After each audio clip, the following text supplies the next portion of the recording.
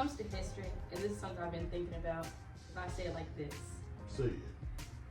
there's no proof something ever existed if it hasn't been documented. That's correct. And what has been documented, I feel like it's not trustworthy because it's been gone through a system that's obviously corrupt. Right. So, me personally, instead of focusing too much on the past, I focused on the present that will be the past or the future. It's great to find people in the past that we can look up to, but people in the present that not only we can look up to, but we can draw from and create with, to create the type of past that we want our future generations to be able to look back on. Yes. The U.S. Constitution, it's one of my favorite things to study. I like it. But as I was studying it a while ago, I realized that the U.S. Constitution benefits no one, but it's only safe for one, white males. All right. White males? White males, specifically white males.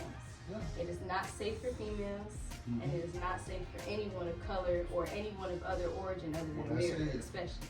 Researching laws and researching where these amendments came from, we are not protected until we meet the conflict. There is no history that I resonate with, and that's something that I am thankful for. Because although some of the people in history have been powerful and empowering and helpful, they've also been tied to a great deal of suffering, and suffering that has not yet been corrected. So instead of linking myself to that suffering, I'd rather be putting my own story.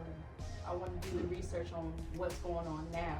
Why is it going on? And the trick is, again, that we teach our children about so much tragedy and struggle that they don't want to look back.